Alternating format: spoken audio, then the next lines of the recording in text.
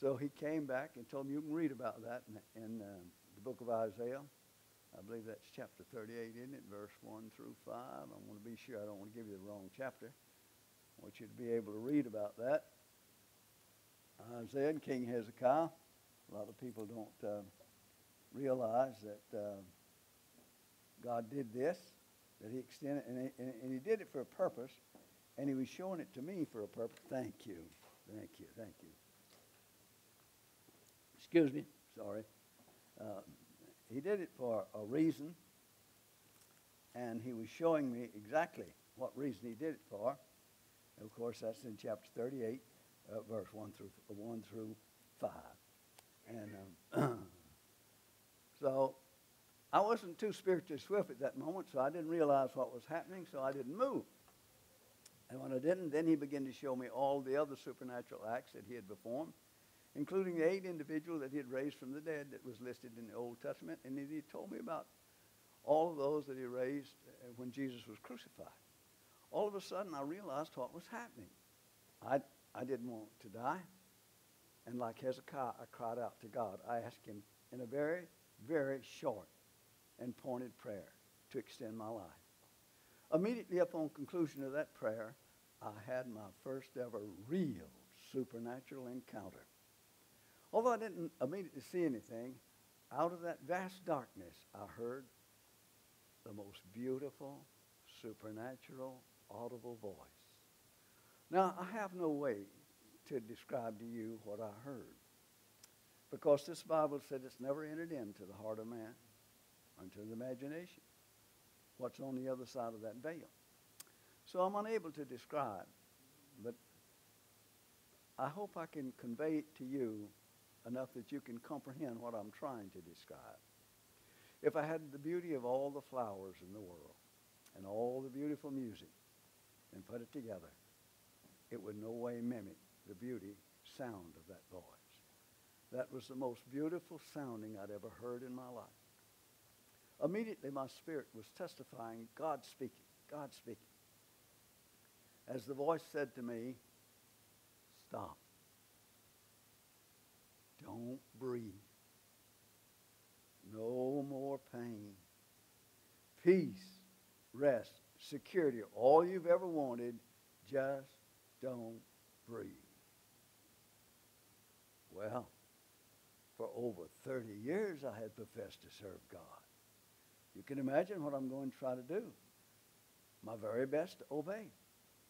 Everything was being done by willpower. It was going to take willpower to shut it all down. As I struggled to obtain the willpower to shut it all down, all of a sudden, as though I screamed as loud as I could in my spirit as the realization hit me. No! What am I doing? I just asked God to extend my life. If I don't breathe, I'm going to die. You are not God. With that exclamation, Satan fled from me. There, in the valley of the shadow of death, at the door, he lied to me. He couldn't kill me. He had to get me to kill myself by lowering my will to live. You better know the spirit that speaks to me. You might have to fight your final battle in the veil. I trust that you don't, but suppose you do. Would you be like me? I had spent my life in church. I had attended a denominational college and a seminary. I had did research work on almost every character in this Bible except the devil. And in that 30 years in church, I had never heard one single sermon on the devil. I didn't know him. He was hidden from me. He was totally hidden from me. How could he do that? Where did he get the power to hide himself from me? He couldn't do that. My church did it to me. My church did it to me. There's going to be wailing and gnashing of teeth. Of course, they didn't do it deliberately, because slowly, over the years, they had it done to them.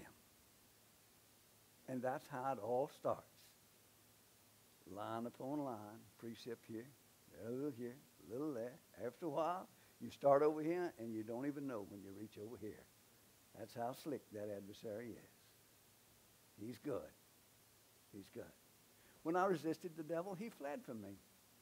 All the time, I was surrounded by angels and didn't even know it. Didn't know it till I resisted the devil. Instantly, they took my spirit from my body. Out of darkness into light.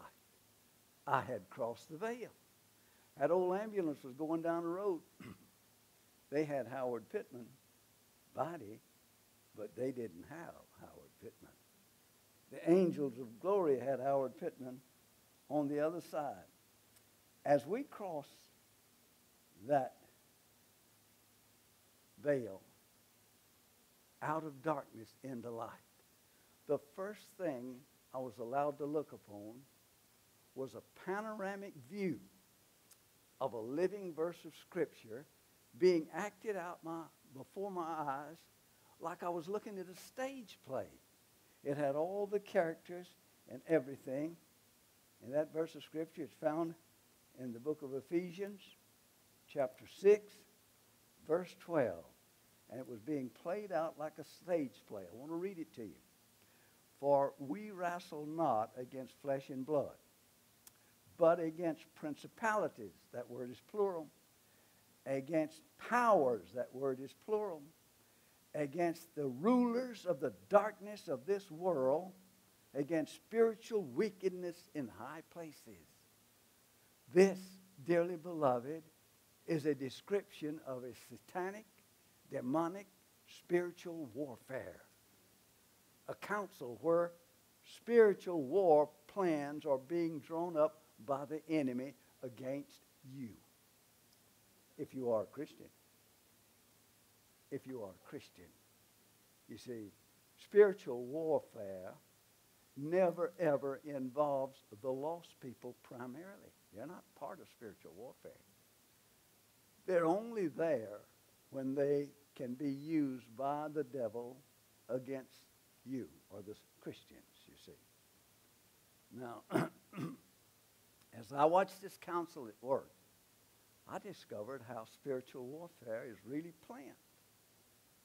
And if you are a Christian, you're called to war. If you're not a Christian, you're a prisoner of war. It's just that simple. There's no neutrals in this life. Jesus said right here in his word, you gather with me or you scatter against me. He left no room for neutrality. There is no room for neutrality. You're either serving him or you serve the god of this world. Satan himself is the god of this world. 2 Corinthians chapter 4, verse 4. Therefore you serve Jesus or you serve Satan. Oh, you say, I don't even believe the devil's real. Good, you serve him better. See, that's what he wants. Blackbeard the pirate would have never served him if he thought he was real. But he didn't think it was real. But he is. He's been to your house. And I bet you don't even remember what he looked like when he came. I bet you didn't have two horns. Bet you didn't carry a pitchfork. Bet you didn't have a long pointed tail. And I also bet you don't even remember what he looked like when he came to your house. Oh, you said, when did the devil come to my house? When did he come to my house? You don't remember, do you?